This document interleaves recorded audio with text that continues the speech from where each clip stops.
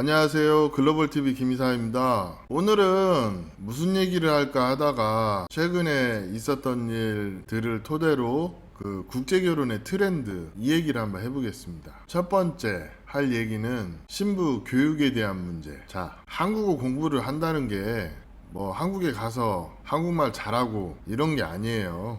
이 국제결혼 하시는 분들 중에 보면 상당수가 그냥 한국에 가기 위한 수단으로 결혼하시는 분들이 있어요. 베트남 여자들이 그렇다는 거예요. 근데 그렇게 돼서는 좋은 결혼이 안 돼요. 그냥 한국에 오는 것이 목적이 아니라 한국에 와서 부부가 어떤 인생의 방향성이나 어떤 미래를 위해서 한국에 적응하는 그런 과정을 거침으로 인해서 아내의 사회적 성장을 통해서 미래를 보기 위해서 부부가 인생의 목표를 한 방향으로 잡고 가는데 가장 중요한 부분이 소통이에요. 근데 처음에 아내를 선택하시는 부분에서 너무 자기 고집이 강하고 자기 생각이 강하고 이런 분들은 좀 어려워요. 왜 이런 얘기를 하냐면 이게 한국 남자와 베트남 여자가 이 마인드나 의식 수준이 20년 이상 차이가 나요. 그러면 그걸 줄이는 방법은 소통을 통해서 줄여나가는 그런 과정이 필요한데 이 한국어 공부를 하는 과정을 통해서 어떤 과정의 의미를 담고 소통을 함으로써 부부가 성장할 수 있는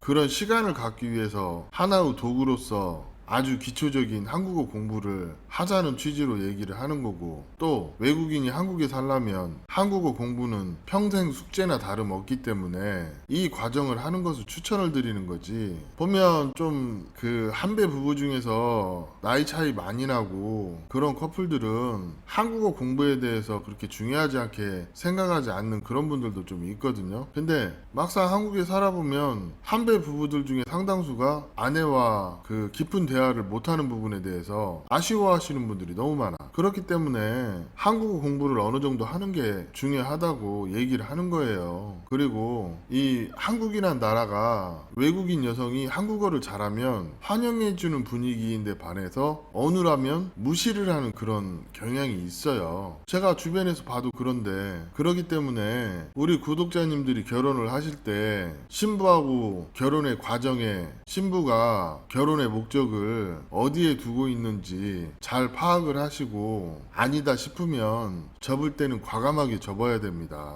그거 확인하는 방법 두 가지가 있어요. 하나는 한국어 공부하는 태도만 봐도 이 사람의 성격이나 삶을 살아가는 자세를 알 수가 있어요. 자칫 내가 배우자 잘못 만나면 내 인생까지 대충대충인 상황이 될 수가 있으니까 이 점 명심하시고, 또 이게 국제결혼에서는 수용성이라는 말이 있는데 상대의 입장을 수용하는 그런 자세, 이 수용성이 좋은 여자들이 있어요. 그에 비해서 자기 주장이 강하고 남 말 안 들으려고 하고 이런 사람들은 국제결혼에서도 힘들어요. 왜? 베트남에서도 그렇게 자기 주장 강하고 남 말 안 듣고 그러기 때문에 결혼이 어려워서 한국 남자하고 하는, 똑같아요. 베트남에서도 베트남 남자를 만나서 결혼할 수 있는 케이스가 되면 자국민을 먼저 선택을 합니다. 그게 사실이에요. 우리도 국제결혼이 차선책인 것처럼 베트남에서도 국제결혼이 차선책이에요. 최선책은 아니란 말입니다. 사실이 그래요. 그렇다 보니까 이거를 알 거를 알고 예방할 건 예방하자는 취지로 합리적인 선택을 하자고 이런 얘기도 하는 거고, 첫 번째 얘기는 이 한국어 교육의 중요성에 대해서 설명을 드렸고, 두 번째는 이와 연계해서 결혼의 목적성에 대해서 얘기를 한번 해보겠습니다. 국제결혼이 다변화되면서 베트남도 예전에 업체결혼 1세기던 것이 자유연애, 그리고 지인 소개 또는 중매, 여러 가지 형태로 소개가 이루어지죠. 근데 신랑들이 생각하는 거는 결혼에 대해서 집중은 하지만 결혼 이후에 대해서 등한시 하시는 분들이 많기 때문에 결혼의 목적성에 대해서 얘기를 하는 거예요.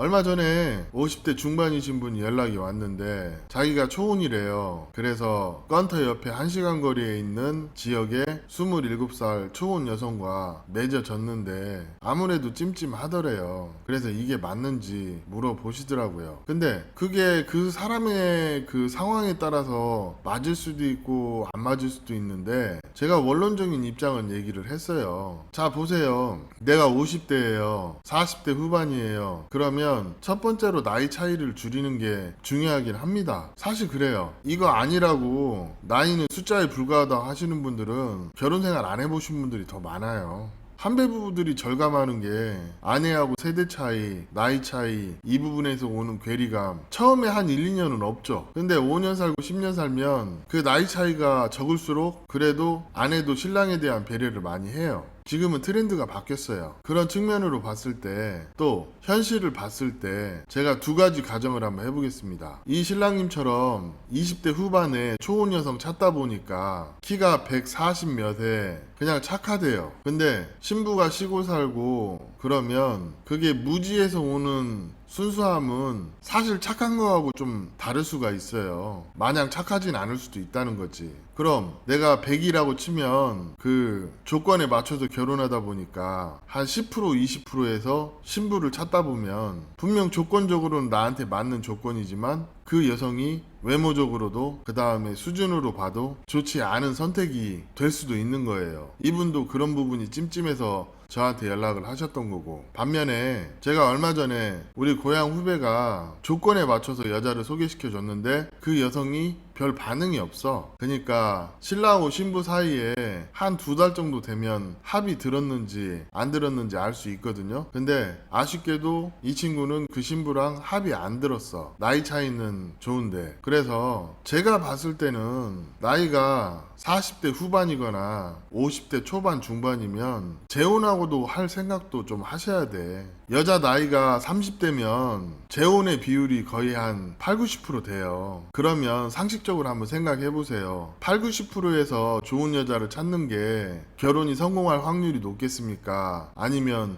초혼인 10%에서 조건에 맞춰서 안 좋은 선택을 하는 게 그 없는 데서 찾아가지고 좋지 않은 선택을 하는 게 낫겠습니까? 재혼 중에 키도 크고 이쁘고 날씬하고 이런 여자 참 많아요. 근데 한국 남자들이 제일 싫어하는 거 자식이 있으면 안 한다. 근데 현실은 30대 여자 중에서 수준도 있고 또 커리어도 있고 괜찮아. 근데 전 남편이 아이를 키워. 그리고 아이도 어리지 않고 한 10살 정도 돼. 그러면 이 여성이 새 인생을 살기 위해서 한국 남자랑 결혼을 선택한다면 그게 합당하다면 제가 봤을 때 그 결혼이 더 나을 수도 있다는 거예요. 이런 합리적인 선택이 중요한 거지. 내 나이 50대인데 그 초혼 찾다 보니까 좋은 여자 다 마다하고 그 시골에서 그 베트남 사람들도 좋아하지 않는 그런 외모에 그런 키에 그런 여성과 결혼하고 또 신부가 시골 살다 보니까 한국에 오면 적응하기도 어려울 수 있는 그런 조건의 여성 만나고